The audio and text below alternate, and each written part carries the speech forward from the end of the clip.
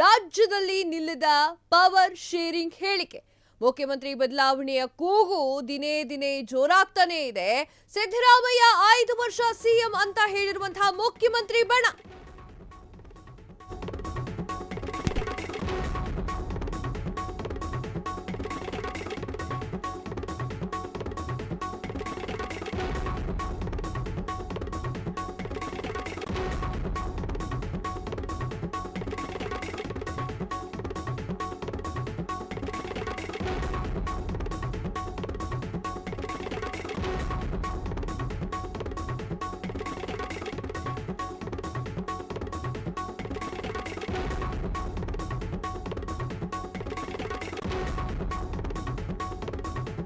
ರಾಜ್ಯದಲ್ಲಿ ನಿಲ್ಲದ power sharing ಹೇಳಿಕೆ.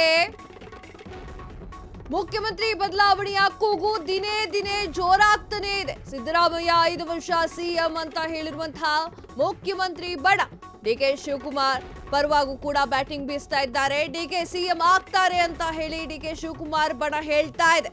ವೀರಪ್ಪ ಮೊಯ್ಲಿ ಕೂಡ ಡಿಕೆ ಶಿವಕುಮಾರ್ ಅವರ ಪರವಾಗಿಯೇ ಬ್ಯಾಟ್ ಬೀಸಿದ್ದಾರೆ. ಈಗ ಮತ್ತೊಂದು ಶಾಸಕ ಡಿಕೆ ಸಿಎಂ ಆಗ್ತಾರೆ ಅಂತ ಹೇಳಿಕೆಯನ್ನ ನೀಡಿದ್ದಾರೆ. ಹಾಗಾದ್ರೆ ಡಿಕೆ ಪರ ಬ್ಯಾಟ್ ಬೀಸಿರುವಂತಹ ಶಾಸಕ ಯಾರು?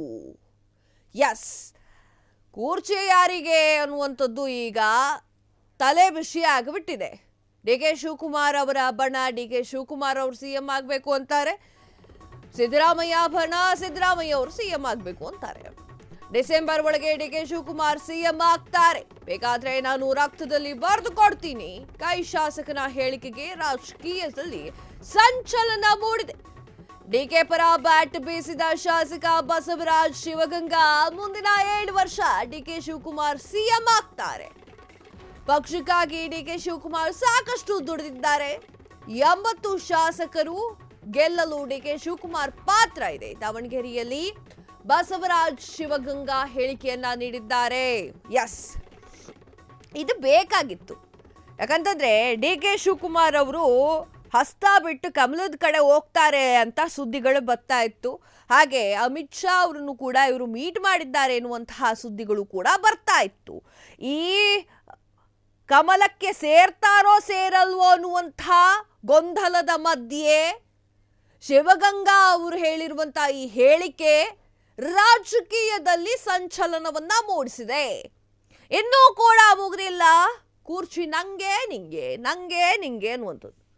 ಈಗ ಡಿಕೆ ಶಿವಕುಮಾರ್ ಅವರು ಮುನ್ನೆಲೆಗೆ ಬರ್ತಾ ಇದ್ದಾರೆ. ಅವರ ಒಂದಿಷ್ಟು ಹೇಳಿಕೆಗಳು ಸಖತ್ತಾಗಿ ಸದ್ದನ್ನ ಮಾಡ್ತಾ ಇದೆ. ಅದರಲ್ಲಿ ನಟ್ಟು ಬೋಲ್ಟು ಎನ್ನುವಂತಹ ವಿಚಾರ ಕೂಡ ಒಂದಾಗಿದೆ.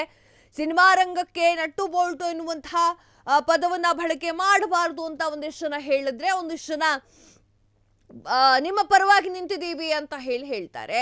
ಆದರೆ ಈಗ ಶಿವಗಂಗಾ ಅವರು ಕೊಟ್ಟಿರುವಂತಹ ಈ ಒಂದು ಹೇಳಿಕೆ ಸೆನ್ಸೇಷನ್ ಅನ್ನ ಕ್ರಿಯೇಟ್ ಮಾಡಿದೆ. ಬೇಕಾದ್ರೆ ಬರ್ಕೊಳ್ರಿ, ರಕ್ತದಲ್ಲಿ ಬರೆದು ಕೊಡ್ತೀನ್ರಿ ನಾನು ಅನ್ನುವಂತಹ ಮಾತನ್ನ ಆಡಿದ್ದಾರೆ. 7 ವರ್ಷ ಡಿಕೆ ಶಿವಕುಮಾರ್ ಅವರನ್ನ ಸಿಎಂ ಆಗೋದನ್ನ ಯಾರು ಕೂಡ ತಪ್ಸೋಕ್ಕಾಗಲ್ಲ. ಯಾರು ಬರ್ತೀರಾ ಬನ್ನಿ ಅಂತ.